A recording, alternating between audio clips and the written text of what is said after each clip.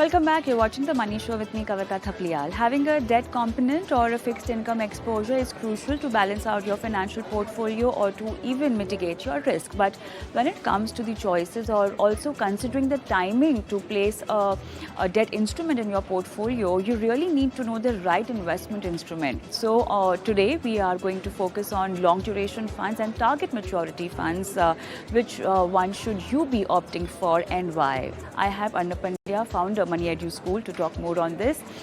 Good evening, Arnav, and welcome to the Money Show.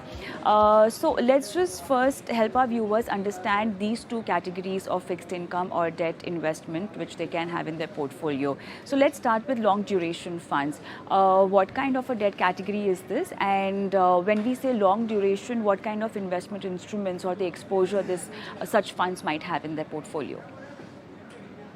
Good evening, Kavita. So, long duration funds are a type of debt mutual fund which invest their corpus into debt instruments which have a longer term of maturity, which means that they mature after a long period of time, typically after 7 years. So, these funds will have various instruments, which includes government securities. It can have uh, bonds of various companies. It can have debentures. All of these debt instruments are there in the portfolio of long duration funds. The key part here is that these are open-ended funds, and the maturity of the instruments which are there in the portfolio is of a longer duration. Now, for many investors, their long term might be, say, after 5 years or after 4 years, things like that.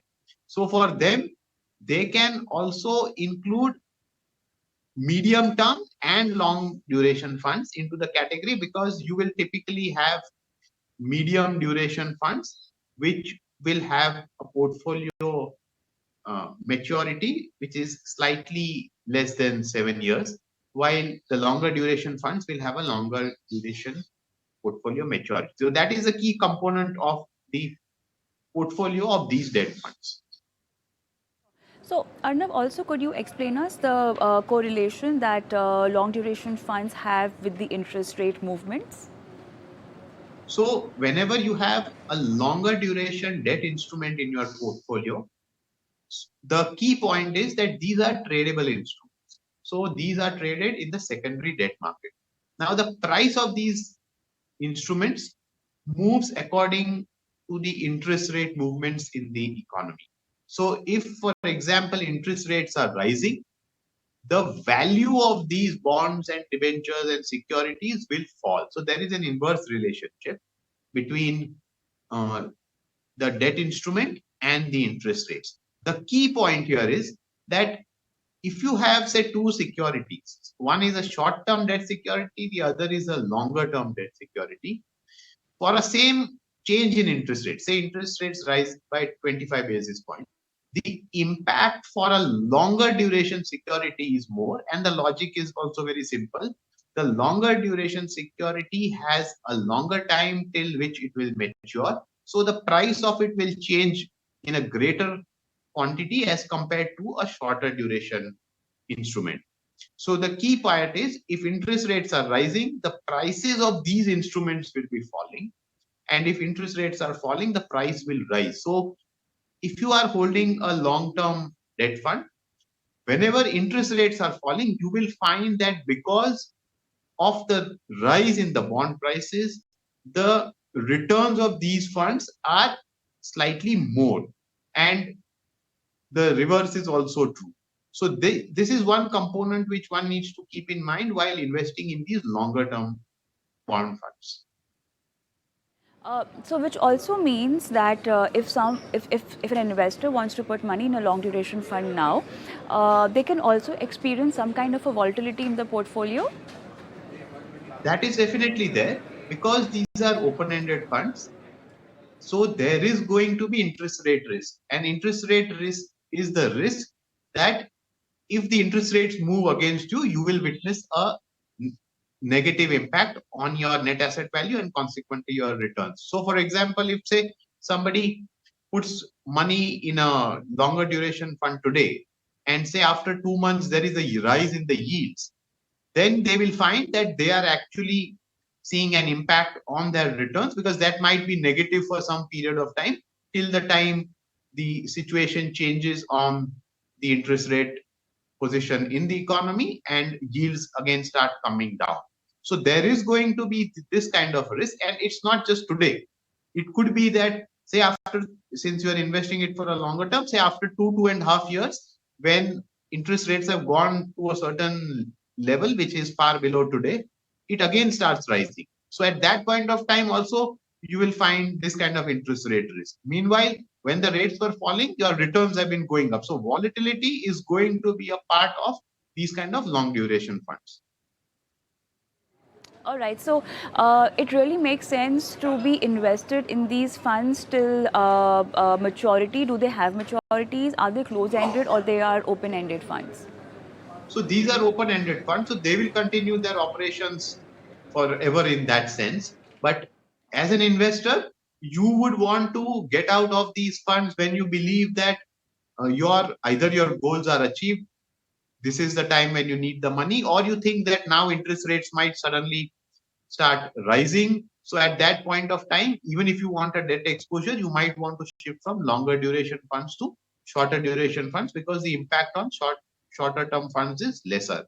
So as an investor, you would want to be invested in these kind of funds if you make a choice about these funds when interest rates are likely to fall. And once that fall is over and you expect them to rise, you have to move out of this fund. So that kind of active management is something that you might have to do with these kind of funds. In the current scenario, it doesn't make sense having long duration funds exposure in your portfolio as far as debt allocation is concerned. One should be looking at shorter duration ones. So if this depends on your expectation, if you expect that, say in India, there is still some rise in yields which are likely to happen, then you might want to take a shorter term exposure in the portfolio. If you believe that we've mostly run a course in terms of rise in inflation and interest rates, now maybe only a small part is left, then the strategy would be that you start allocating some money to these kind of longer duration funds, and after maybe say yields have gone up a bit more, you allocate the full amount. So this is the kind of strategies that you can adopt if you choose these funds. Because what happens is that, see, there are various other types of funds also. If there are other types of funds which help you better meet your goals, you might want to choose them instead of these kind of long duration funds. All right, so let's move on and talk about now target maturity funds. Now, this is maybe a more passive way of investing in debt. This is a way of investing in which you are virtually locking in the yields for yourself. So, say you have a goal which is coming up after 5 years, which is that, say, it's coming up in 2027 or it's coming up in 2030. If you have such a goal and you want a debt exposure for it, you can choose a target maturity fund. The key part of a target maturity fund is that this is a close-ended fund which will mature on a specific date. So when that fund matures, the investors will be returned their money. The benefit of this kind of fund is that when you invest, you know that the portfolios yield to maturity, which is nothing that but the return that you will earn if you hold the instrument till it matures is X. If that percentage you have known at the time of making the investment, you can virtually lock in your return if you invest in these kind of target maturity funds and then hold till they mature. All right, so right now, what should be the duration that one should be looking for to lock in yields for a target maturity fund? Also, what kind of yields are we talking about considering the interest rate movements?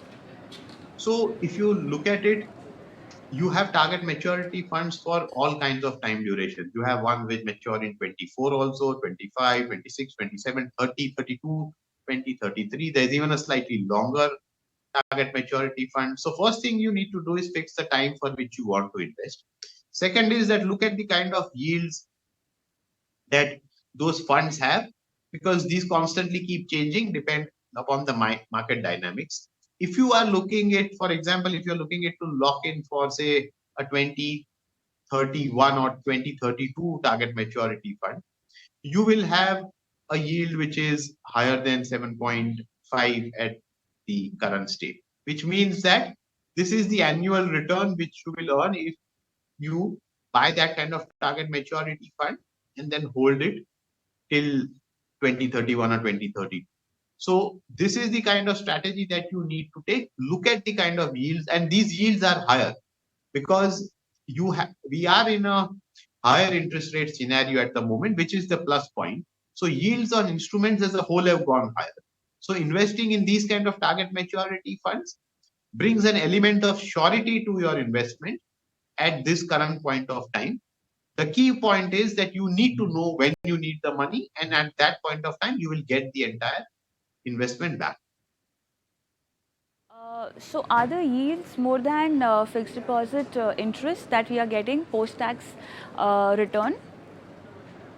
So if you look at it, the yields are for a longer time duration higher, slightly higher than what you will get for fixed deposits. The other point that one needs to consider is that with the changed norms of taxation, you also need to look at that what is going to be your net rate of return, because it depends on also the kind of tax bracket that you will fall under. All right. So now, considering what if an investor wants to rebalance their portfolio, and in this rebalancing strategy, do you think one can have exposure to long duration as well as target maturity, or it's advisable to have either of them in your portfolio depending on your risk appetite and the kind of duration investment horizon you have? So see, there is one thing with respect to both of these kind of funds, that in these funds, unlike say a fixed deposit wherein your interest will be taxed every year, here the taxation will be only when you sell the funds. So in that sense, you have some control over when you are going to get the money and face the taxation. In terms of whether you should have one or both, if you are very clear in terms of when your goals are, you can go in for a target maturity fund.